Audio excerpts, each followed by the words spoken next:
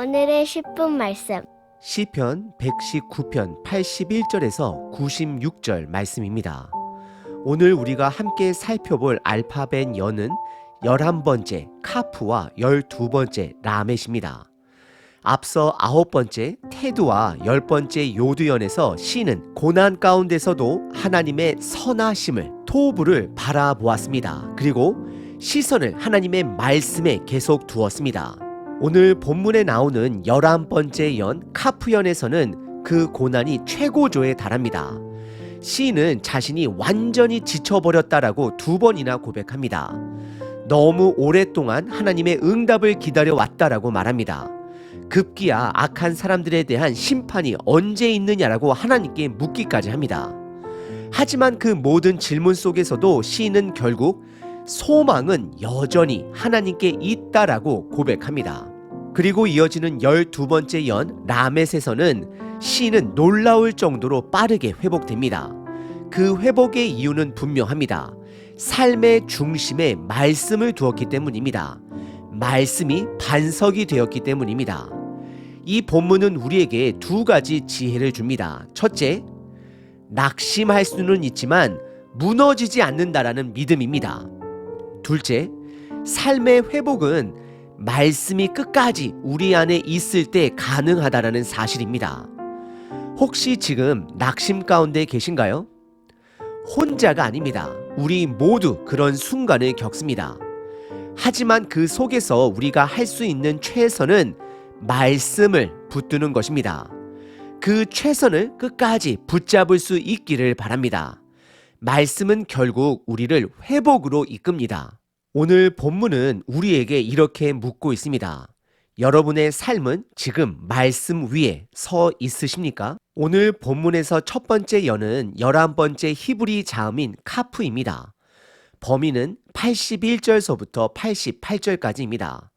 81절과 82절을 보면 시인은 자신이 지쳤다라고 2번이나 반복합니다. 단순한 피곤함이 아니라 기진맥진한 상태입니다. 왜 지쳤을까요? 81절에서는 하나님의 구원을 사모하다가 지쳤다라고 고백합니다. 82절에서는 주님의 말씀 곧 위로를 기다리다가 눈이 멀 정도로 탈진했다라고 합니다. 시인은 지금 자신의 한계에 다다랐습니다. 그래서 83절에서는 본인의 상황을 연기 속 가죽부대 같다라고 고백합니다. 고대의 가죽부대는 원래 물을 담는 용기였습니다. 하지만 연기, 즉 불 근처에 오래 두면 그을리고 쪼그라들게 됩니다. 시인은 지금 자신의 삶이 그만큼 고통스럽고 쪼그라든 상태라고 고백하고 있는 것입니다. 84절에 들어서면 시인은 하나님께 2가지 질문을 솔직히 던집니다. 첫째, 내 날이 얼마나 남았습니까? 라고 묻습니다. 더는 이 땅에서 고통을 견디기 힘들다라는 뜻입니다. 둘째, 나를 핍박하는 자들을 언제 심판하실 겁니까? 라고 묻습니다. 시인은 하나님의 공의가 지연되고 있는 것처럼 느껴지고 자신은 점점 쇠약해지고 있다라고 말합니다.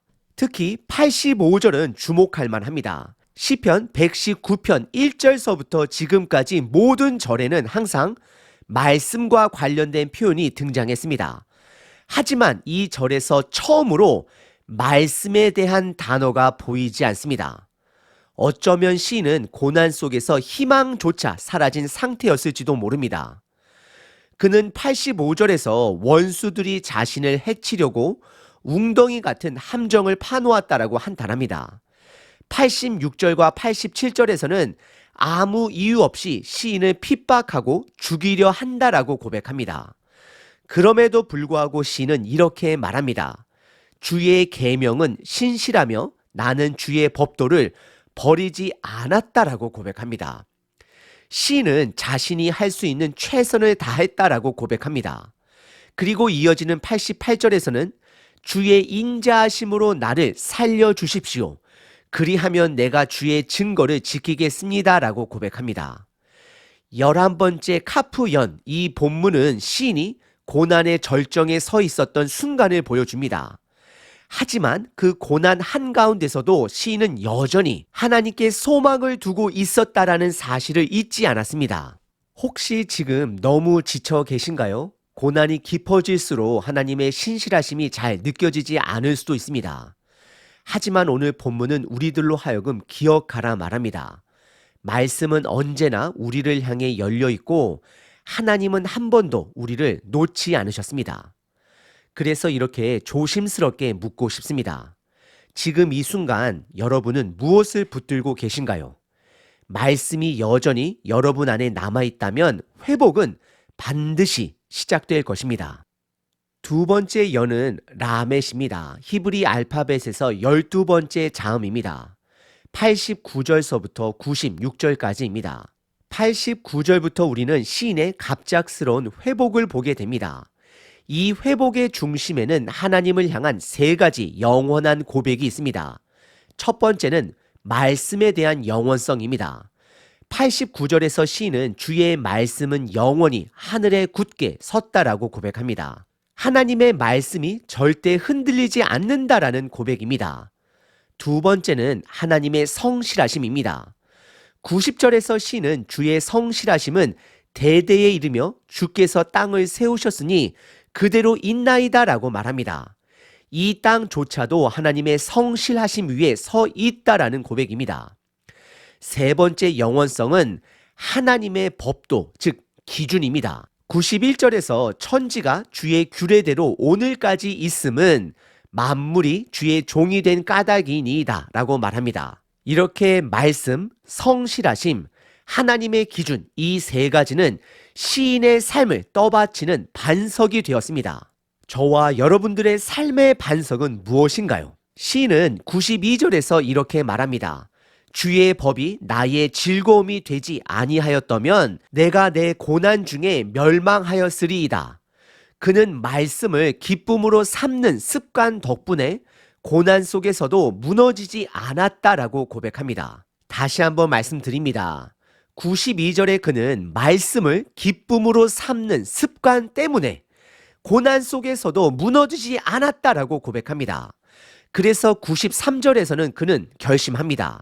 내가 주의 법도들을 영원히 잊지 아니하리니 주께서 그것들로 나를 살리셨음이니이다. 이제 시인은 더 이상 낙심 속에 있지 않습니다. 94절에서는 나는 주의 것이오니 나를 구원하소서라고 선포합니다. 95절에서 악인들이 자기를 쓰러뜨리려 애쓰지만 시인은 그들을 바라보지 않습니다. 대신 그는 주의 증거들을 깊이 생각하리이다라고 고백합니다. 마지막 96절에서 시인은 세상의 것들은 끝이 있지만 주의 계명은 말씀은 매우 넓고 무한하다라고 찬양합니다. 결국 시인은 고난을 지나며 회복에 이른 이유가 하나뿐이었다라고 고백합니다. 말씀을 끝까지 붙들었기 때문입니다. 우리도 함께 말씀을 끝까지 붙들어내길 기도합니다.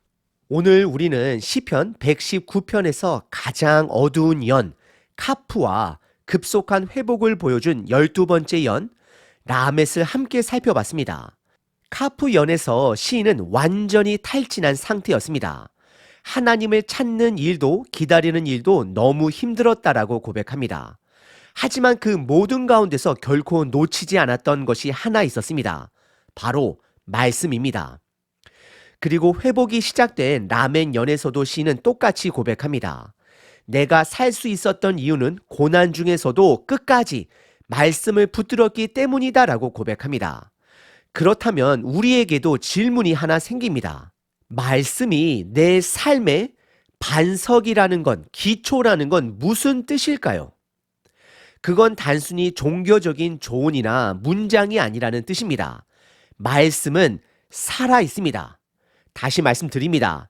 말씀은 살아 있습니다. 예수님 자신이 그 말씀의 성취로 이 땅에 오셨습니다. 예수님의 부활도 그 증거보다 먼저 구약의 말씀으로 해석되었고 누가복음 24장에서 예수님은 그렇게 말씀하셨습니다. 빈 무덤을 찾은 여인들은 천사들이 전한 말씀을 듣고 부활을 믿게 되었습니다. 엠마오로 내려가던 두 제자들 또한 예수님께서 본인을 밝히지 않고 말씀을 풀어주실 때 그 마음이 뜨거워졌습니다. 그리고 예수님은 승천 전 제자들에게 다시 한번 말씀하십니다. 이 모든 일은 율법과 선지자와 시편에 기록된 대로 이루어진 것이다. 결국 하나님의 말씀은 죽은 글이 아니라 살아있는 생명입니다. 우리는 그 말씀을 지금도 들을 수 있고 붙들 수 있고 다시 살아갈 수 있습니다. 그래서 하나님의 말씀은 세상의 지혜나 조언과는 다릅니다. 그 말씀은 생명입니다. 지금 삶이 흔들리는 분이 있다면 부탁드립니다. 다시 말씀을 붙들어 보십시오. 포기하지 마십시오. 말씀이 우리 삶의 반석이 되는 것, 그것은 우리가 무너지지 않고 끝까지 살아낼 수 있다라는 뜻입니다. 말씀을 붙들며 살아가는 우리 모두가 되기를 진심으로 기도드립니다. 김효정님의 감사 고백입니다. 오늘도 말씀 앞에 설 수 있게 해주셔서 감사합니다. 주의 말씀에 순종하며 살아가게 하옵소서. 오랫동안 불신자로 살았지만 이제는 남편과 함께 신앙생활을 할 수 있게 되어 감사합니다. 축복드립니다. 자녀들 역시 예수님을 믿게 하시고 우리 가정이 믿음 안에서 하나 되게 하심을 감사합니다. 끝까지 한 마음으로 주님을 따라가게 하시고 주님 손으로 우리 가정을 붙들어 인도하여 주옵소서. 예수님의 이름으로 기도드립니다. 아멘. 항상 기뻐하라. 쉬지 말고 기도하라. 범사에 감사하라.